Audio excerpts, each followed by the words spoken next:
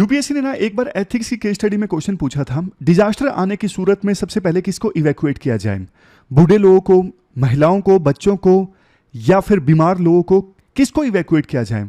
आज एक क्वेश्चन मैं आपसे पूछता हूं, आप यहां पर बीच में बैठे हो, आपके सामने 4 लोग खड़े हैं, आपके अनुसार सबसे पहले सीट किसे मिलनी चाहिए और क्यों? आपको ऑर्डर बताना है। आपको सीट देनी हो तो सबसे पहले आप बी को दोगे, ए को दोगे या सी को दोगे, किसको दोगे और क्यों दोगे? हो सकता है पास्ट में भी आपने ये तस्वीर देखी होगी, बट देखो इस प्रकार के मोरल डायलेमास वाले क्वेश्चंस का आंसर देने से ना थॉट प्रोसेस और ज्यादा क्लियर होती है और एग्जाम में आंसर्स लिखने में और ज्यादा ये हेल्पफुल साबित होती है एक्सरसाइज। तो कमेंट बॉक्स में आप बताइए। डेट आज की 22 सितंबर है। काफी सारे आर्टिकल्स आज हम डिस्कस करेंगे। सबसे पहले आर्टिकल हम डिस्कस करेंगे इंडिया की डेवलपमेंट स्ट्रेटजी से संबंधित, काफी इंटरेस्टिंग और इंपॉर्टेंट आर्टिकल है। दूसरे नंबर पे अब विपक्ष ने जो 14 एंकर्स को बायकॉट किया है, कितना सही कितना गलत है, पूरी पिक्चर समझेंगे, दोनों पक्ष के आर्गुमेंट्स। तीसरे नंबर पे नई पार्लियामेंट का हाल ही में इनाग्रेशन हुआ।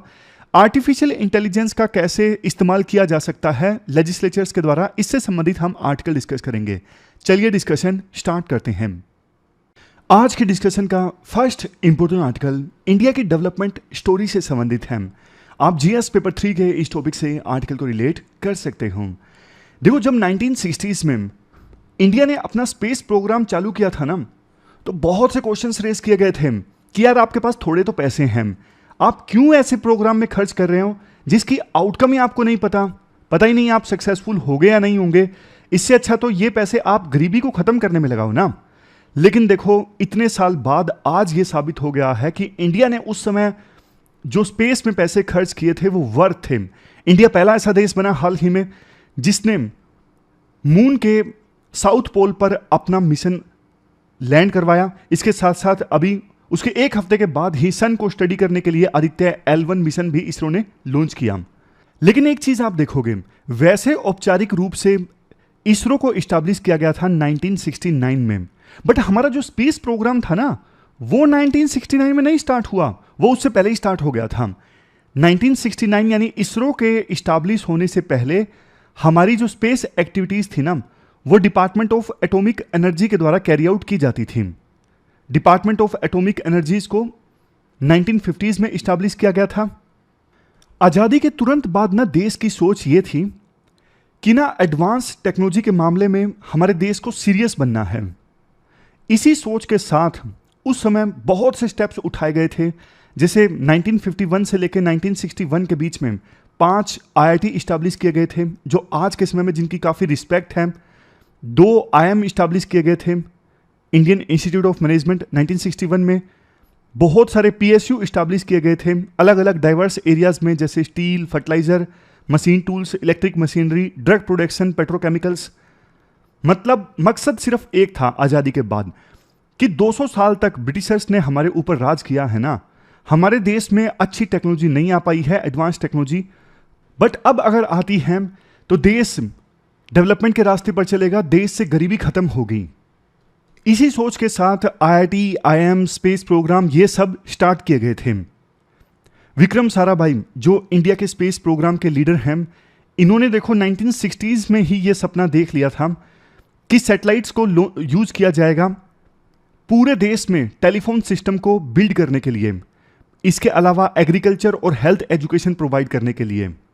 हालांकि देखो क्रिटिक्स यानी आलोचकों ने यह बोला इंडिया की जो ये अप्रोच है ना कि एडवांस टेक्नोलॉजी लेके आओ, 200 सालों के सूखे को खत्म करो, इससे गरीबी खत्म होगी, डेवलपमेंट आएगी, ये अप्रोच इंडिया की मूनशॉट अप्रोच टू डेवलपमेंट थी।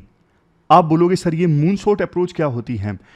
मूनशॉट अप्रोच मतलब काफी डिफिकल्ट और चैलेंजिंग गोल को इनोवेटिव थिंकिंग के साथ सोल्व करना। जैसे इंडिया में गरीबी को खत्म करना काफी चैलेंजिंग गोल था और इंडिया इनोवेशन ला के गरीबी को खत्म करना चाहता था, तो ये मूनशॉट अप्रोच हुई। जैसे अमेरिका ने ना अपोलो 11 को लैंड करवाया चंद्रमा के ऊपर 1969 में, जो कि देखो अपने आप में बहुत डिफिकल्ट था, काफी इनोवेशन अपने आप में लगी और ये टास्क काफी डिफिकल्ट था। यहीं से ये निकल के आती है मूनशॉट अप्रोच। अब देखो क्वेश्चन ये उठता है, इंडिया ने जो मूनशॉट अप्रोच अपनाई, मतलब बहुत एम्बिशियस और चैलेंजिंग गोल को अचीव करने के लिए टेक्नोलॉजी पे फोकस किया, क्या ये सक्सेसफुल रहा? आंसर है पार्शियल सक्सेसफुल रहा, पूरी तरह से सक्सेसफुल नहीं रहा। इसके पीछे रीजंस भी दिए जाते हैं। सबसे पहला रीजन, सरकार ने ना सिर्फ पब्लिक इन्वेस्टमेंट पे फोकस किया, प्राइवेट इन्वेस्टमेंट पे फोकस नहीं किया। आपको याद होगा, आपने पढ़ा होगा, नहीं पढ़ा होगा तो बता देता हूं, आजादी के बाद के सालों में ना हर चीज में सरकार ही इन्वेस्टमेंट करती थी, प्राइवेट सेक्टर के लिए उतनी अपॉर्चुनिटीज नहीं थी। ये तो एलपीजी रिफॉर्म्स के बाद, लिबरलाइजेशन, प्राइवेटाइजेशन, ग्लोबलाइजेशन, इसके बाद हमारे देश में प्राइवेट सेक्टर के लिए अपॉर्चुनिटीज ज्यादा अच्छे से ओपन हुई। तो एक ये क्रिटिसिज्म है। दूसरा, सरकार ने ना सोच समझ के एफर्ट्स नहीं लगाए।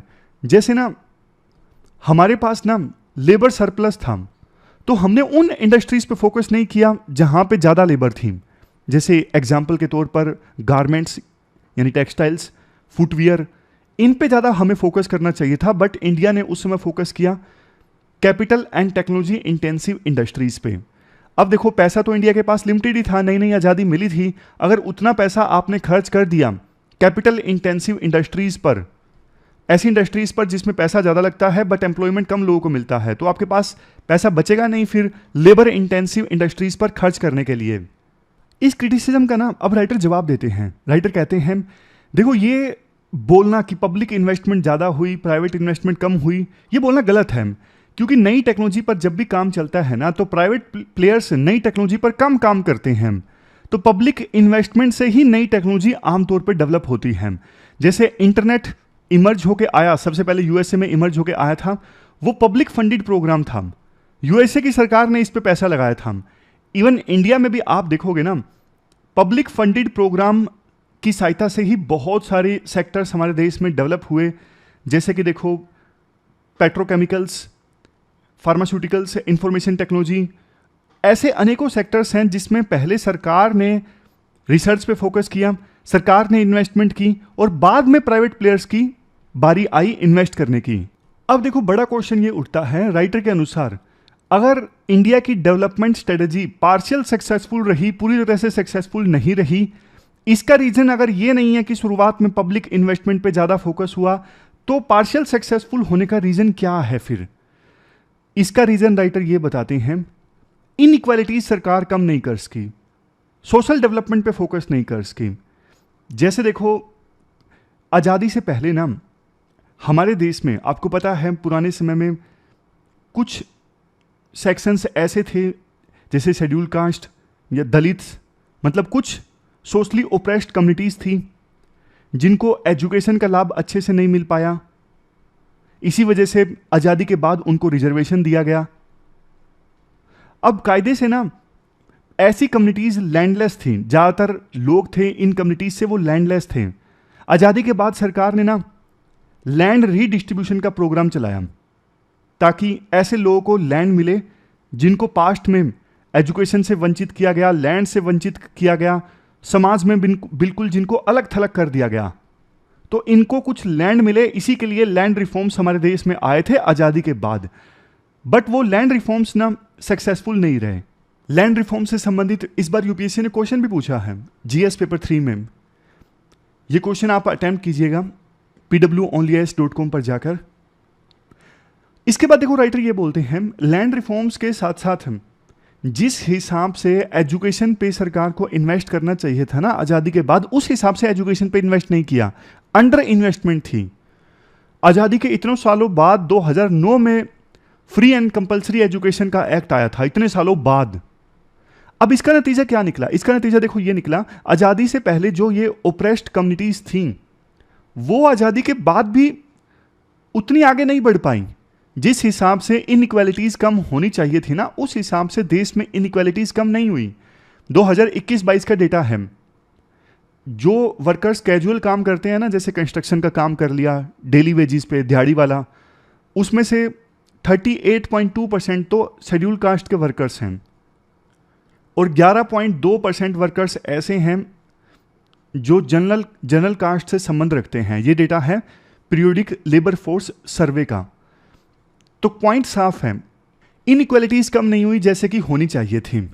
जबकि दूसरे ईस्ट एशियन कंट्रीज ने, जापान ने, चाइना ने इस मामले में काफ़ी अच्छा काम किया। 1950s के बाद से ही लैंड रिफॉर्म्स और दूसरे जो मेजर्स थे ना एजुकेशन संबंधित, वो काफ़ी अच्छे से इंप्लीमेंट किए जापान और चाइना जैसे देशों ने, और इसका इनको फ़ायदा भी हुआ। बट हमारे देश में अगर इनइक्वालिटीज़ कम हो जाती, लैंड रिफॉर्म्स अच्छे से आ जाते, सरकार एजुकेशन पे अच्छे से इन्वेस्ट करती, तो ज़्यादा अच्छे से डेवलपमेंट हमारे देश में आता। यही ओप्रेस्ड क्लास के जो लोग हैं इनकी भी जॉब लगती, इनके पास में इनकम आती, इकोनॉमी में डिमांड जनरेट होती। इकोनॉमी में डिमांड अगर जनरेट होती तो ज़्यादा फैक्ट्रीज लगती, ज़्यादा इंडस्ट्रियलाइजेशन आता, मैन्युफैक्चरिंग सेक्टर भी हमारे देश में मजबूत होता। लेकिन ये मौका इंडिया ने खो दिया, क्योंकि आज़ादी के बाद इनइक्वालिटीज़ को कम नहीं किया जा सका। अभी भी आप देखोगे ना, इनइक्वालिटीज़ काफ़ी हैं। डोमेस्टिक डिमांड जो है ना, ज़्यादातर आपको देखने को मिलेगी अपर इनकम क्लास के लोगों की तरफ से। मतलब upper income class, upper middle class, इन लोगों की तरफ से इकोनॉमी में ज़्यादा डिमांड आती है। एंटरप्रेन्योरशिप भी आप देखोगे तो ओप्रेस्ड कम्युनिटीज से आपको एंटरप्रेन्योरशिप बहुत कम देखने को मिलेगी। तो अभी तक हमने ये पूरा जो डिस्कस किया ना इशू, इसका निचोड़ निकालते हैं। राइटर बोलते हैं किन चीज़ों ने काम किया। पब्लिक इन्वेस्टमेंट सरकार ने की, टेक्नोलॉजी पर रिसर्च की, इस चीज़ ने काम किया, अभी भी होना चाहिए। अभी जो विपक्ष काफ़ी बार क्रिटिसिज्म करता है कि सेमीकंडक्टर पे सरकार ना इन्वेस्ट करे, राइटर कहते हैं सेमीकंडक्टर पे इन्वेस्ट करना चाहिए। आज इन्वेस्ट करेंगे तो इसका फ़ायदा बाद में देखने को मिलेगा, इसलिए पब्लिक इन्वेस्टमेंट की आवश्यकता है सेमीकंडक्टर जैसी इंडस्ट्री में।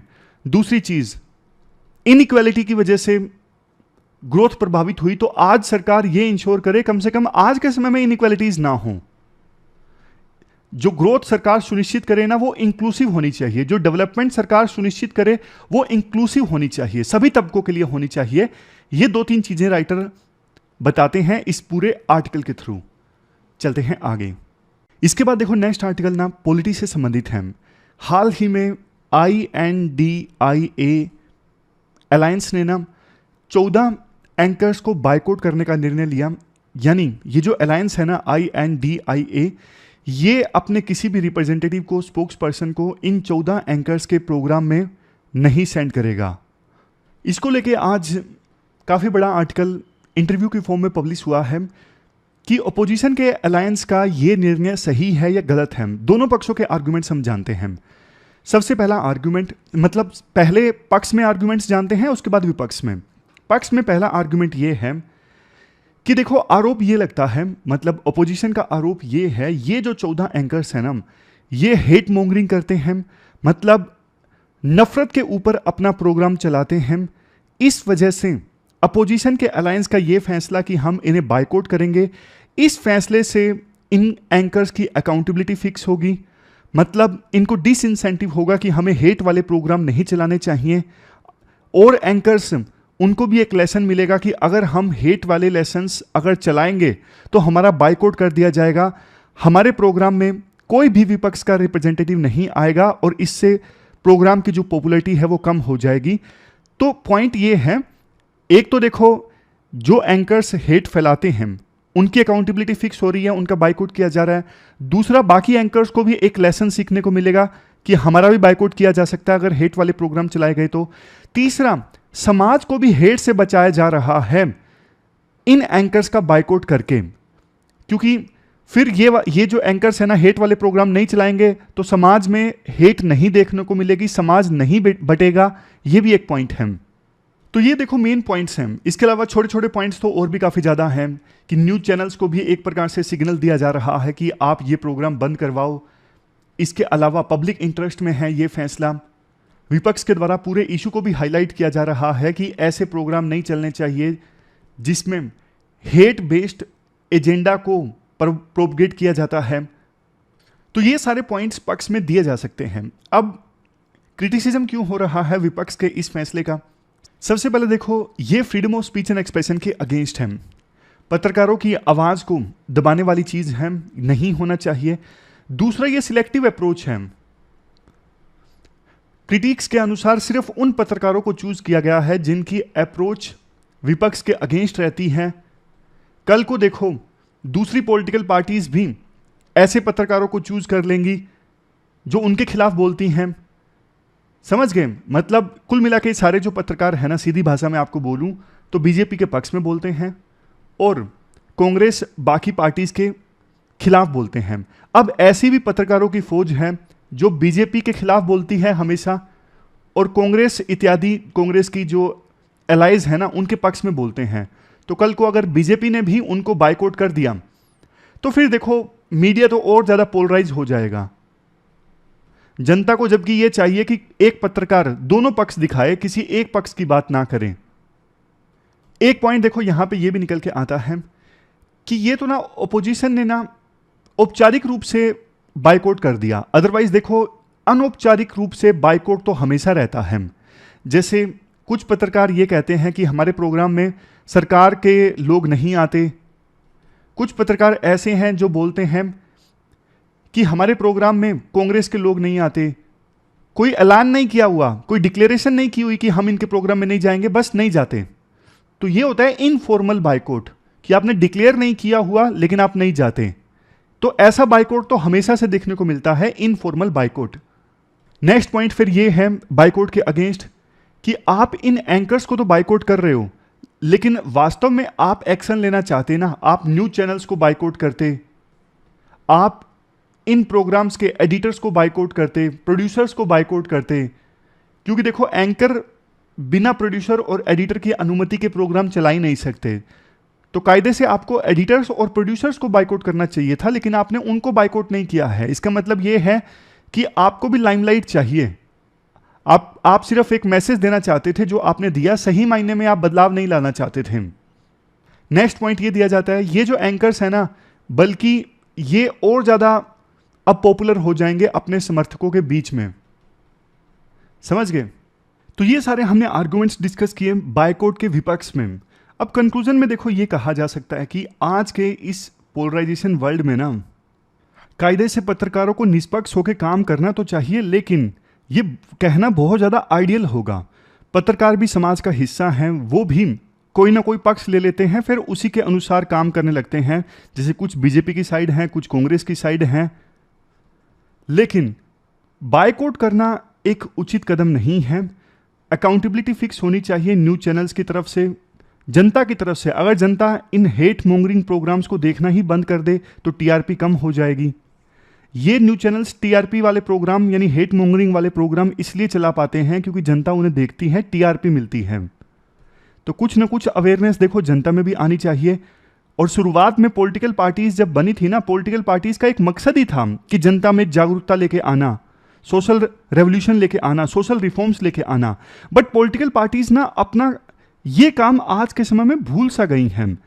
पॉलिटिकल पार्टीज का काम रह गया सिर्फ और सिर्फ जैसे तैसे करके सत्ता हासिल करना। लेकिन पॉलिटिकल पार्टीज का ये काम होता है सोशल रिफॉर्म्स लेके आना, समाज में बदलाव लेके आना, लोगों को अवेयर करना। वैसे आप बताइए आपकी क्या सोच है इस मुद्दे के ऊपर? क्या आपको लगता है कि एंकर्स का बाइकआउट होना चाहिए या फिर नहीं होना चाहिए? सॉल्यूशन क्या है इस पूरे इशू का? आप कमेंट बॉक्स में जरूर लिखिए। पूर्ण आर्टिकल कानून बनाने की प्रक्रिया में आर्टिफिशियल इंटेलिजेंस के इस्तेमाल से संबंधित है। आप जीएस पेपर सेकंड और जीएस पेपर 3 के इन टॉपिक्स से आर्टिकल को रिलेट कर सकते हो। देखो बेसिक्स की बात पहले करते हैं। आर्टिफिशियल इंटेलिजेंस का क्या मतलब है? सिंपल भाषा में आपको बताता हूं। जब मशीन देखो इंसान की तरह काम करने लगती है ना, देखो इंसान कैसे काम करता है। इंसान अपना दिमाग लगाता है, रीजनिंग की पावर इस्तेमाल करता है, सोच समझ के फैसले लेता है। आमतौर पर कुछ समय पहले तक मशीन के पास ये कैपेबिलिटी नहीं होती थी। मशीन को तो सिर्फ जो बोल दिया, यानी कंप्यूटर को जो कमांड दे दी वैसे ही काम करती थी। लेकिन आर्टिफिशियल इंटेलिजेंस टेक्नोलॉजी पिछले कुछ सालों में इमर्ज होकर आई है। इस टेक्नोलॉजी में मशीन इंसान की तरह इंटेलिजेंस का यूज करती है और फैसले लेती है। हाल ही में रिसेंट एग्जांपल है चैट जीपीटी। चैट जीपीटी में आप कुछ पूछते हो, मशीन उस जवाब का आंसर देती है। और सिंपल एग्जांपल देख लीजिए एलेक्सा। एलेक्सा जो एक डिवाइस है, उससे आप बात कर सकते हो। वो ह्यूमन बीइंग की तरह फैसले लेती है, अपना दिमाग इस्तेमाल कर कर, आपकी आवाज़ सुनकर। अनेकों एग्जाम्पल्स हैं आज के समय में आर्टिफिशियल इंटेलिजेंस के। राइटर इस आर्टिकल में फोकस करते हैं कैसे आर्टिफिशियल इंटेलिजेंस का इस्तेमाल किया जा सकता है लॉ मेकिंग में, लॉ को और ज़्यादा इंप्रूव करने में। अब जैसे आपको एग्जाम्पल देता हूं, मान लीजिए ये चैट जीपीटी जैसा जो टूल है ना, ये मेंबर ऑफ पार्लियामेंट के लिए अवेलेबल है, पार्लियामेंटेरियंस के लिए अवेलेबल है। अब कुल को कोई कानून सरकार लेकर आई, फॉर एग्जाम्पल डिजिटल मीडिया को रेगुलेट करने के लिए, तो इस टूल की सहायता से कोई एमपी जो है पूछेगा इस चैट जीपीटी से, बताओ क्या कमियां हैं इस बिल में, और ज़्यादा रिसर्च कर सकता है, रिसर्च करके पॉइंट नोट करेगा और पार्लियामेंट में ला धड़ाधड़ पॉइंट्स। तो ऐसे ये जो आर्टिफिशियल इंटेलिजेंस है ना, फायदेमंद साबित हो सकती है। ये तो सिर्फ एक एग्जाम्पल है। अपनी वो रिसर्च क्वालिटी को इन्हेंस कर सकते हैं, ज़्यादा डेटा उन्हें मिल जाएगा आसानी से आर्टिफिशियल इंटेलिजेंस का इस्तेमाल करके। प्रिपेयरिंग ब्रीफ्स, मतलब पार्लियामेंट में क्या बोलना है वो जल्दी से प्रिपेयर कर सकते हैं। बोलेंगे कि मुझे 3 मिनट तक इस इशू पर बोलना है पक्ष में, जल्दी से मुझे पॉइंट्स दीजिए, और वही तोते की तरह पॉइंट बोल देंगे पार्लियामेंट में। मतलब समझ गए, ये सारे फायदे हैं। फायदे और भी हैं। कुल मिला के आर्टिफिशियल इंटेलिजेंस जो है वो मेंबर ऑफ पार्लियामेंट को, एमएलएस को एम्पावर करती हैं। अब जैसे देखो हमारे देश में ना रिलेटिवली एक कॉन्स्टिट्यूएंसी में, जैसे एमपी की कॉन्स्टिट्यूएंसी है, पार्लियामेंट्री सीट है या फिर विधानसभा की सीट है, लोगों की संख्या ज़्यादा होती है। मतलब एक एमपी या एमएलए ज़्यादा लोगों को रिप्रेजेंट करता है as comparison to other countries. क्यों? पॉपुलेशन ज़्यादा है, 140 करोड़ तो लोग हैं ना हमारे देश में।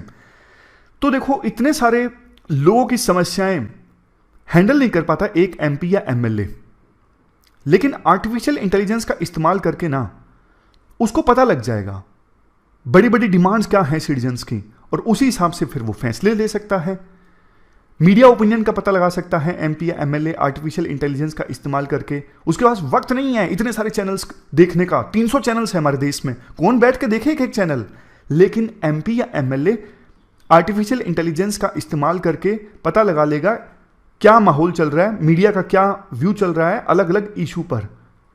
सिटीजन सेंट्रिक एसोसिएशंस हैं, देश के नागरिक आपस में एसोसिएशंस बनाते हैं ना, उनकी वॉइसेस भी पता लग सकती हैं एमपीज और एमएलएस को इसके थ्रू, आर्टिफिशियल इंटेलिजेंस के थ्रू। अब इसके बाद ना आर्टिकल में ये कहा जाता है कि ना आर्टिफिशियल इंटेलिजेंस से पार्लियामेंट को, मेंबर ऑफ पार्लियामेंट्स को फायदे तो बहुत हैं, लेकिन ना दिक्कतें भी बहुत हैं। इतना आसान नहीं है जितना सोचा गया है। दिक्कतें क्या है? सबसे पहली दिक्कत तो ये है हमारे लॉज को ना कोडिफाई करने की आवश्यकता है। कोडिफाई करने का मतलब पता क्या है? इतनी कॉम्प्लेक्स लैंग्वेज होती है लॉ की, आम आदमी को तो समझ में नहीं आता यार लिखा क्या है यार, आसान भाषा में लिखो ना। सेम वैसी सिचुएशन पैदा हो जाती है, अरे कहना क्या चाहते हो, इतना कॉम्प्लेक्स लॉ बनाया गया है। संविधान देख लीजिए, आपने लक्ष्मीकांत में शायद पढ़ा हो, जब संविधान निर्माताओं ने संविधान को बनाया था ना, उस संविधान सभा में ज्यादातर तो वकील थे, तो उन्होंने अपनी हिसाब से भाषा लिखवाई। आम आदमी के लिए वो भाषा समझना बहुत मुश्किल है। जैसे हमें बोला जाता है ना यूपीएससी के आंसर्स में आप आसान भाषा लिखिए, जार्गन्स का इस्तेमाल मत कीजिए। तो ये बात इनको भी सिखानी चाहिए जो हमारे लेजिस्लेचर्स हैं कि भैया आसान भाषा का इस्तेमाल करिए, मुश्किल मत बनाइए चीजें। दूसरी चीज देखो, जैसे मोटर व्हीकल एक्ट है, पार्लियामेंट से पास हुआ, अब ये ना ट्रांसलेट होगा, मान लीजिए तमिलनाडु में जाकर तमिल में ट्रांसलेट होगा, इंग्लिश से तमिल में जाएगा ना, तब तक तो इसका मतलब ही चेंज हो चुका होगा। अब बहुत बार ना इंग्लिश की एग्जैक्ट ट्रांसलेशन नहीं मिलती दूसरी रीजनल लैंग्वेजेस में, यह दिक्कत है। राइटर ये कहते हैं, देखो कोई भी कानून बनाए सरकार, दो चीजें होती है, मैं आपको डिफरेंस बताता हूं, पेरेंट एक्ट और सबऑर्डिनेट पीस। सोचिए क्या मतलब है, डिफरेंस क्या है एक्ट और सबऑर्डिनेट पीस के बीच में। देखो एक्ट तो वो होता है जो पार्लियामेंट से बिल पास होता है। अब कई बार ना पार्लियामेंट से बिल पास होकर एक्ट बन जाता है ना, उसमें भी एक लाइन लिखी होती है कि सरकार इस चीज से संबंधित रूल्स बना सकती है। फिर सरकार एक्ट के एक प्रोविजन के अनुसार कुछ रूल्स बनाती है। फर्दर डिटेल में जाने के लिए वो होता है सब ऑर्डिनेट पीस। समझ गए? मतलब कानून तो जो पार्लियामेंट से बनता है, लेकिन कानून में कोई एक आधी लाइन लिखी होती है डिटेल में जाने के लिए कि इससे संबंधित सरकार रूल्स बना सकती है। फॉर एग्जाम्पल एक्ट में बना दिया, एक्ट में ये बोल दिया सिंपली मोटर व्हीकल एक्ट में कि सरकार फाइन लगा सकती है उन लोगों के ऊपर जो ट्रैफिक लॉज का वायलेशन करते हैं। अब इसमें यह नहीं बताया गया कितना फाइन लगेगा, लेकिन बाद में फाइन से संबंधित रूल्स सरकार ने बना दिए, तो यह हुआ सबऑर्डिनेट पीस। समझ गए? ये फर्क है एक्ट और सबऑर्डिनेट पीस के बीच में। एक्ट के आने के बाद सब सरकार एक्ट के किसी प्रोविजन को लेकर फर्दर रूल बनाती है, तो वो होता है सबऑर्डिनेट पीस।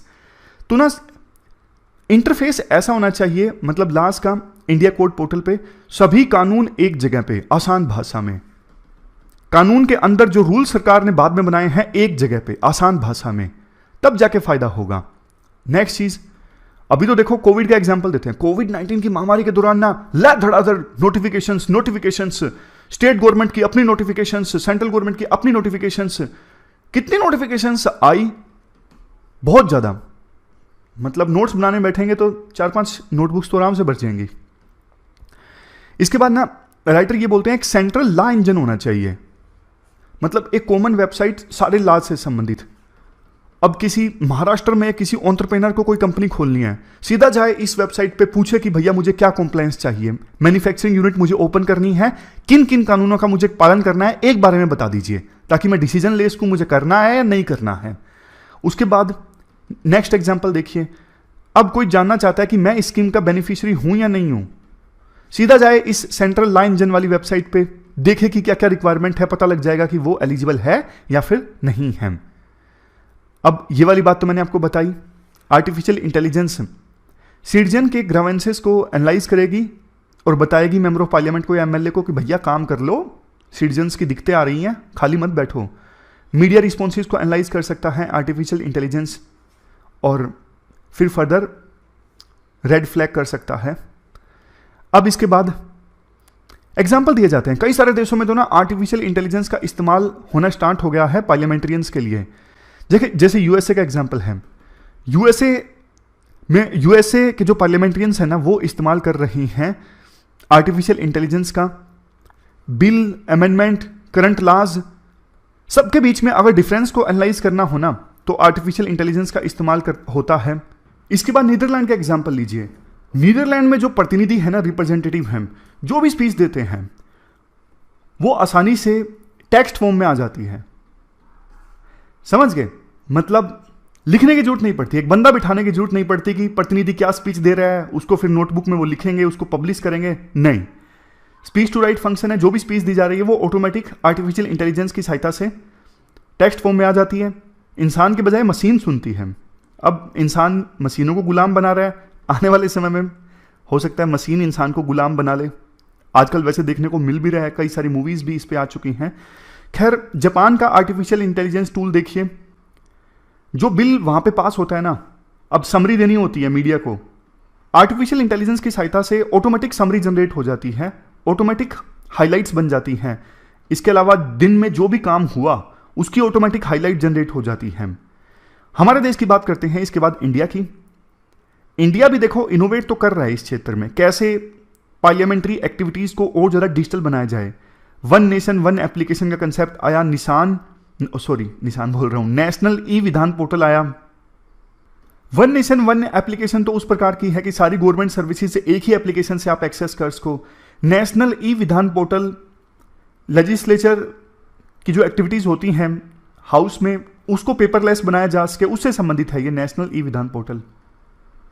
अब लास्ट में राइटर ये बोलते हैं फर्दर ये इस्तेमाल हो सकता है आर्टिफिशियल इंटेलिजेंस का कि जो इतना सारा डेटा सेट है ना, सेंसस का, हाउस होल्ड कंजप्शन का, टैक्स पेयर्स का डेटा, बेनिफिशरीज जो हैं अलग अलग स्कीम्स के वो डेटा, इस सारे डेटा की सहायता से ना सिमुलेशन किया जा सकता है।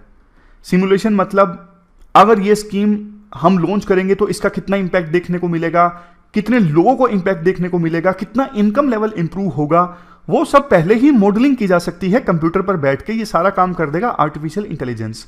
इंसान के लिए इतनी सारी कैलकुलेशंस एक ही समय में करना थोड़ा मुश्किल पड़ता है। तो राइटर लास्ट में ये बोलते हैं देखो कोविड-19 की महामारी के बाद ना डिजिटल इंडिया इनिशिएटिव और ज़्यादा तेजी से चलने लगा। आज आर्टिफिशियल इंटेलिजेंस का ज़्यादा अच्छे से इस्तेमाल किया जा सकता है पार्लियामेंट्री एक्टिविटीज़ के लिए। बट बस एक बात का ख्याल रखा जाए, ये मीन्स टू एंड है, मतलब एक बड़ा पर्पज सर्व करने का इस्तेमाल है। आर्टिफिशियल इंटेलिजेंस एंड ना बन जाए अपने आप में। समझ गए? जैसे गांधी जी हमेशा बोलते हैं मीन्स अगर खराब हैं तो एंड अच्छे नहीं हो सकते। तो ये पूरा आर्टिकल हमने डिस्कस किया कैसे एआई का यूज़ किया जा सकता है लेजिस्लेचर की फंक्शनिंग को और ज़्यादा अच्छा करने के लिए।